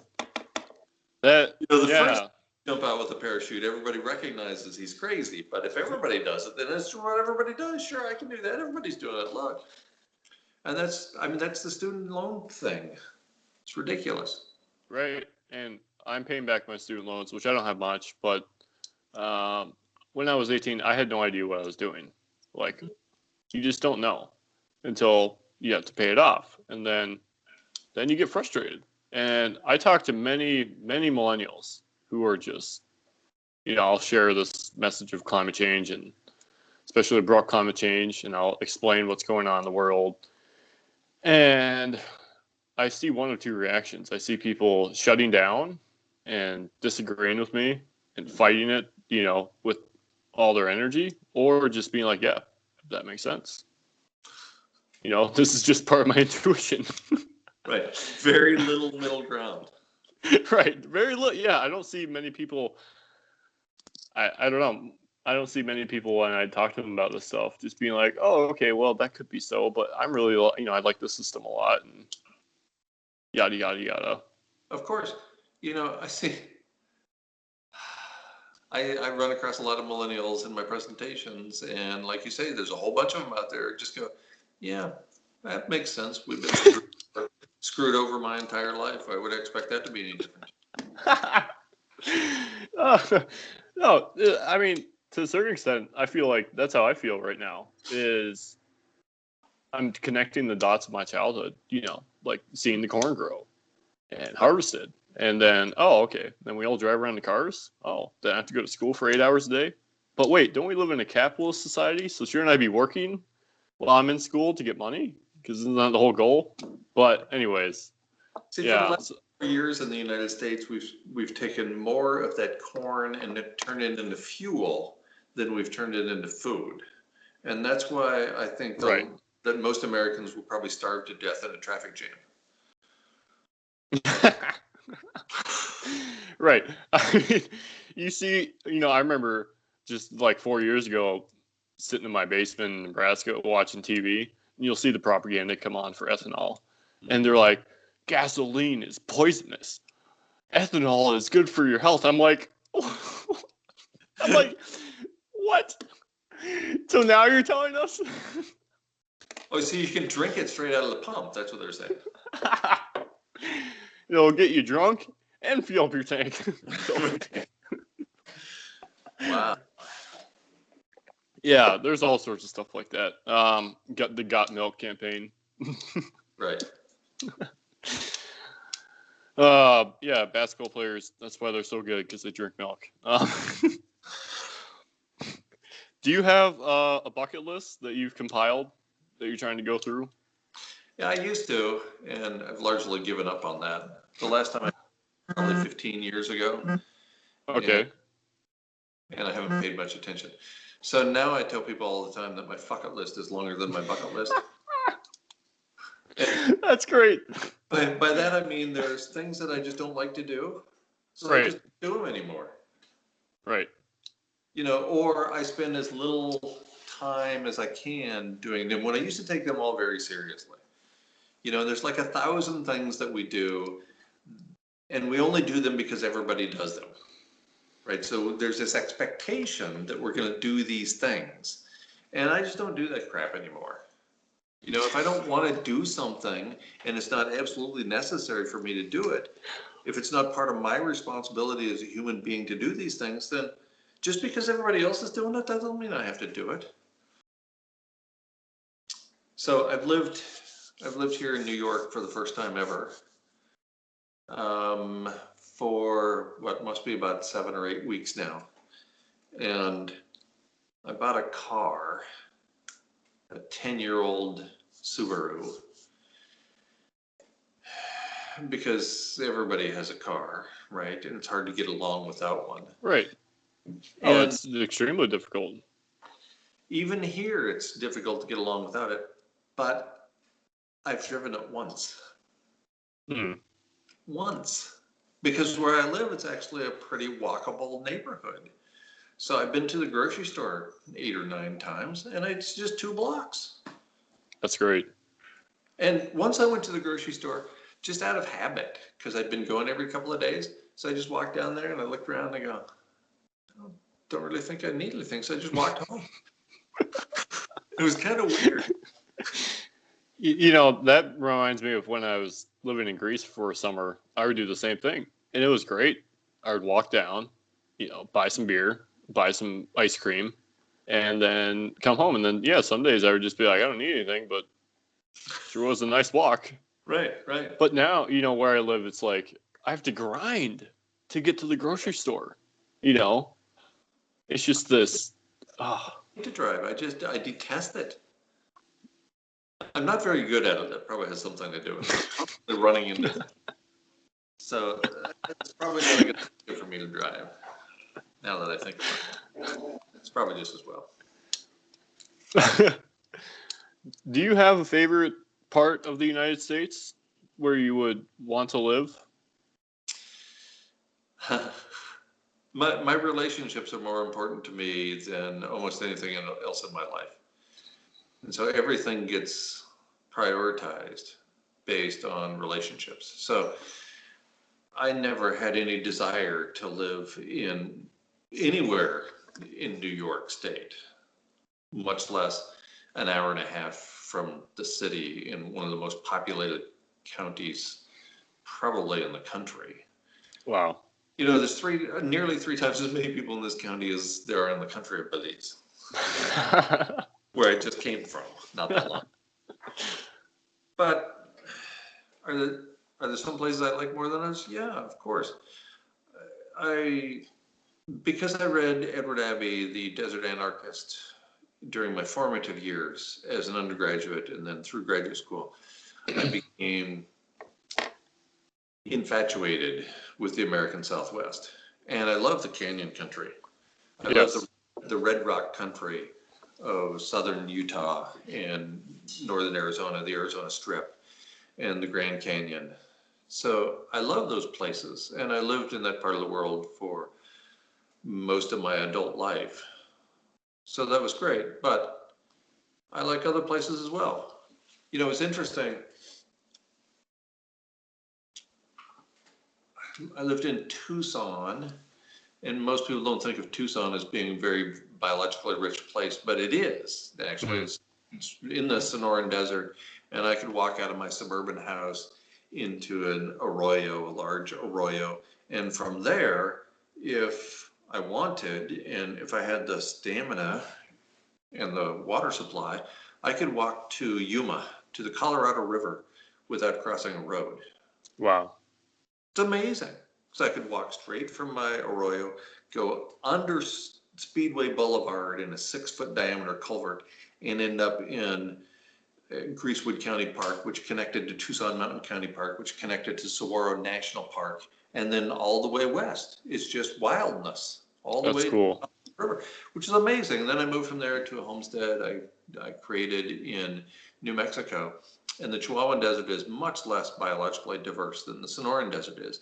So it was sort of a major step down. And then I moved to the jungle in Belize. Holy cow, that place is amazing. The biological diversity is astonishing. It's truly the jungle. It's trogons and parrots and these birds that you just don't see except in a zoo in the United States, and the plant diversity to match. And then I moved to Westchester County, New York. What is wrong with me? So the last places I've been have really represented quite an array in terms of biological diversity. Tucson, which people think of as the city, but it's right there in the really nice part of the Sonoran Desert. And then to the Chihuahuan Desert, even though I was living in the wilds, I lived 2 miles from a wilderness area, the largest wilderness area in the lower 48. The first designated wilderness area in the world was just a couple of miles away. But it wasn't as biologically rich as the Sonoran Desert, as Tucson was. And then I moved to the wilds of Belize on this 57-acre homestead.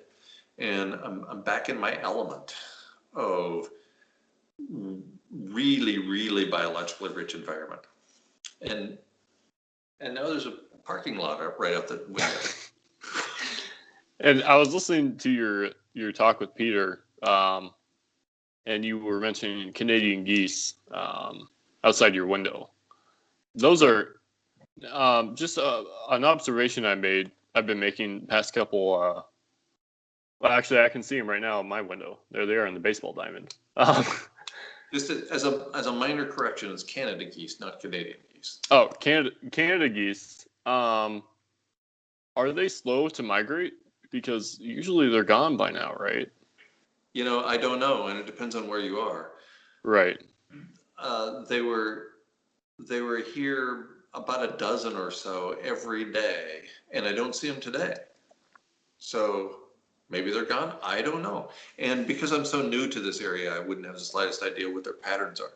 When I lived in New Mexico, I became well acquainted with sandhill crane. There was a satellite population from Bosque del Apache National Wildlife Refuge that was 100 to 200 birds every year, and they would show up reliably at a particular time in September, sometimes September 1st, sometimes September 15th.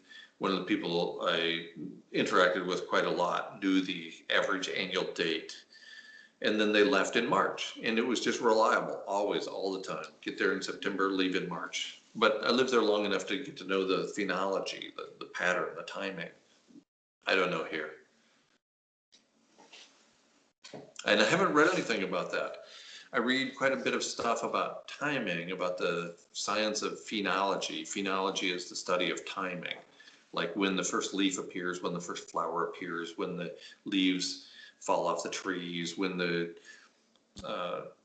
Patuxahani Phil shows up out of his, gopher mound, and all those things. That's a study of timing, phenology. And once I lived in a place for a while, I get to know it pretty well. But 7 or 8 weeks doesn't do it. Right. And most of your interaction is with the human animals around. That's what we got here. Yes. Do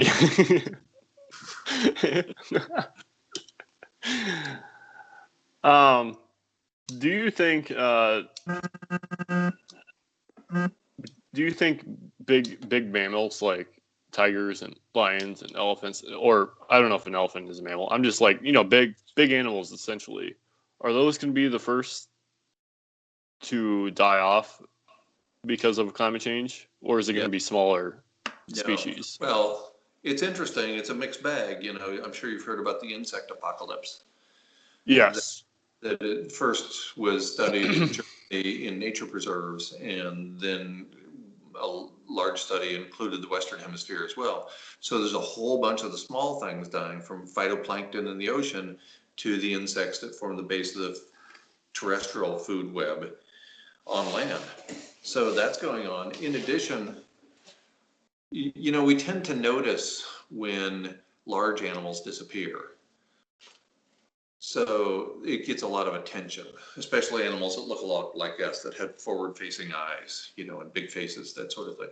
So I think we're going to see a lot more of those big animals reported in the popular literature, but I think there are already hundreds of insects going extinct for every mammal species that's going extinct, at least 100. And we just don't know about it because it's not in our consciousness. That said, there's like hundreds of species of insects for every species of mammal. So it's difficult to compare one and to compare the rate, since there's relatively few mammals. When one of them disappears, it is a big deal. There's somebody took a look at the two latest reports, 2014 and 2018, from the World Wildlife Fund, and looked at the rate of disappearance of, was it vertebrates? Was it mammals? I don't remember.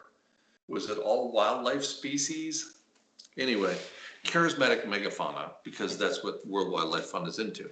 Looked at these two reports and concluded that the world would be out of them in 2026. Wow. That assumes the current linear rate. If things go exponential, they're going to disappear faster than that. Wow, that's terrible. It is. It's horrible. It's awful. And it sort of matches what I've been saying for a while, that humans are going to be gone too in a relatively short period of time. I've been saying by 2026. And, we were in that category of, once we were wildlife, and we're still vertebrates, and we're still mammals, and we're still living, some people more than others. So, drawing the parallels between World Wildlife Fund studies and what's going on with humans is no big stretch. And that's a pretty corporate wildlife fund, right? Oh yeah, like that is the wildlife fund in the world. Yeah, right? It's the World Wildlife Fund, Sierra Club, right? These are the big names that people are familiar with. The wrestling organization was actually sued. It used to be World Wrestling Federation, WWF. And okay. They lost a case to World Wildlife Fund because they weren't allowed to use those letters, WWF. So that's when they become World Wrestling Entertainment, I think it is, WWE. Right? That's how corporate and how big World Wildlife Fund is. They take down World Wrestling Federation for using their letters. So yeah, it's like Sierra Club. Everybody knows them. Yes. They're one of the biggies out there. And so when it's really a corporate entity. And, I'm not gonna diss WWF or Sierra Club or anything or anybody else. Right. But are largely a corporate entity. They're as locked into this whole set of living arrangements as you and I are. And when they conclude through these two studies that all the wildlife is going to be gone, or whatever it was, vertebrates, mammals, whatever, charismatic megafauna, when it's all going to be gone by 2026, I think, that's probably a pretty conservative source.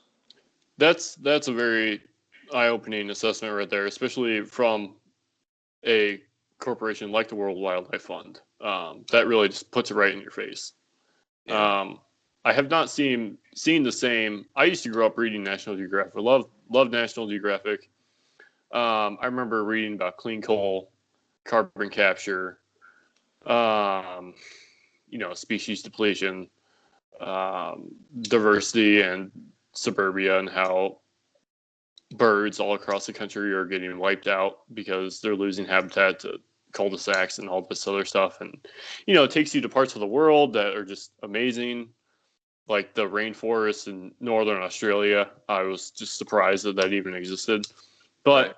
I did not, and I still don't see, because sometimes I read it, I see them speaking of climate change, but I don't see them like what you do, I really appreciate, because you base all your evidence on the journal literature, which is, a body of scientific knowledge that you can read and understand and comprehend and then synthesize and then say, hey, this is what this is what science is saying.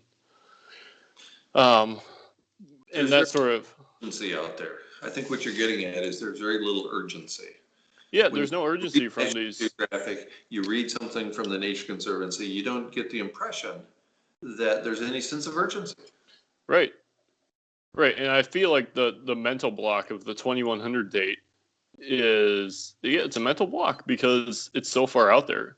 I'll be dead, and my, it's like 2 or 3 generations away. And so it doesn't affect us. I think that's the problem with that date. Right. It's a magical date. Absolutely. And now there's referee journal literature. Early on, I was disparaged by people like Michael Mann for taking away people's hope. Well, now there's referee journal literature that indicates people respond far more aggressively to fear than they do to the notion of a Pollyanna future. If everything's going to be fine, as worldwide, as most of the conservation organizations and most of the climate scientists say, if everything's going to be fine, then everybody's just going to cruise control. Mm-hmm. Yeah, absolutely. Of course they are. If there's nothing that needs fixing, why bother fixing it? That's the government approach. If it ain't broke, fix it until it is. We don't need to do that, right? That's the whole mentality. But actually, this is a dire situation. People respond more aggressively to a detrimental future, a detrimental potential future, than to a positive potential future. If it's all going to be fine, if it's just something for the grandkids to worry about, as we've heard my entire life, climate change, then nobody's going to do squat. Why would they? Right. Right. It's like when James Hansen published that paper, Young People's Burden. I mean, when I read that, I was like, so you're asking us to develop technology that is impossible. Right. It's impossible. And recently I've really come to see it as almost, it's impossible to do this at scale. It's scale. You can't scale these things up to the extent that are needed. And he's asking us to do that. And I just think that that's very insulting. Yeah, he's insisting that you do it. I think he's part of the greatest generation, right? I'm not sure where the boundary is there between baby boomer and the whatever was before, that we sometimes call the greatest generation. I think he was a generation before me in any event. And let's assume that he is of that generation before mine, the quote greatest generation, and I'm a late baby boomer. I think those are the 2 worst generations in the history of humanity. I'm willing to own that. I think that my generation, baby boom generation, and the generation that came before, we just assumed that everything would be fine. And so pedal to the metal, we went out having the adventure I talked about before. And precautionary principle, screw that. We're having too much fun. Future generations, we knew about the 7 generations of the Iroquois Confederation, but we didn't pay any attention to it because everything's going to be fine. Right. And there's actually an environmental cleaning company called 7th Generation. You ever heard of these? And I saw that a couple days ago, and I was like, man, that is so ridiculous. Yeah. Perfect. Plastic bottles are thinking 7 generations ahead right there. But you can recycle them. Oh, okay. Yeah, we're saved. Yeah, we can ship them to China, and then they can recycle them. Recycle. Anybody but us. Anybody want? Yeah. Let's just. I'll tell you a quick story. I worked at a recycling plant for one day, and the amount of trash was incredible. I mean, it was literally a mountain of trash that we had to get through in one day. And that was just one day in Lake County, Illinois, heart of American suburbs. It's one day of suburban recycling. It's just a mountain, just a whole warehouse full of trash. And I saw these, China shipping tankers come in and pick it up and then drive it away. And I was like, oh, recycling. Problem solved. Somebody made it go away. And I quit after one day. I was like, I can't handle this anymore. Right. It took one day to destroy your soul. Well, I grew up in the suburbs. Well, sort of, not really, but I grew up in a suburban lifestyle. Right. You just take out the trash every day or once every couple days, and it piles up. Then garbage truck comes and takes it somewhere. I think this is my description of the suburban mentality, the suburban way of living. Somebody else will take care of that. Right. I was thinking about the most important people in society a couple days ago, and I was like, and that's why we're garbage. Having Yes. Guy Mcpherson. Sorry. Donald Trump. No, just kidding.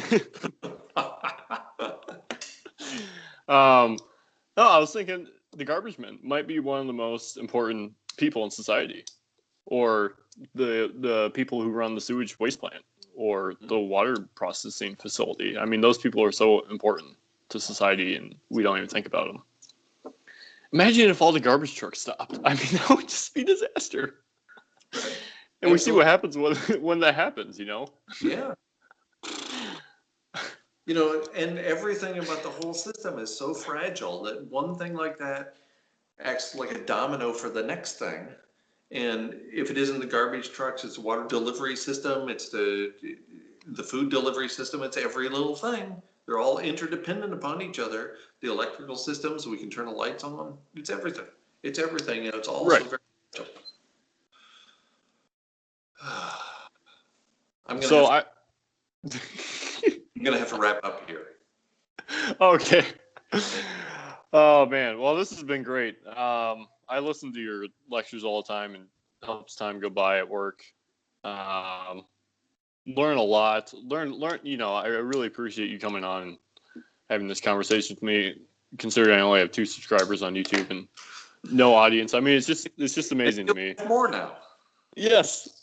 I'm going to disable the comments for this because I know what happens with that. So. And as I indicated when we started the show, if there's the Canada geese we were talking about earlier, just flying by, 16 of them. And if you're genuine, I'm going to talk to you.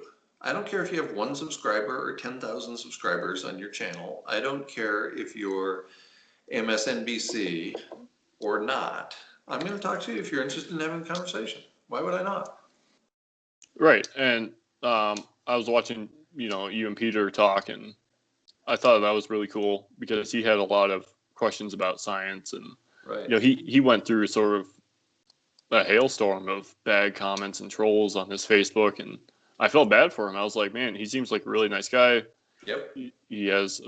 He's also very sensitive. Yes. So that would turn him up. Right. It does. You have all these people all of a sudden just trolling you. So yeah, the comments will be disabled for this video because of that reason.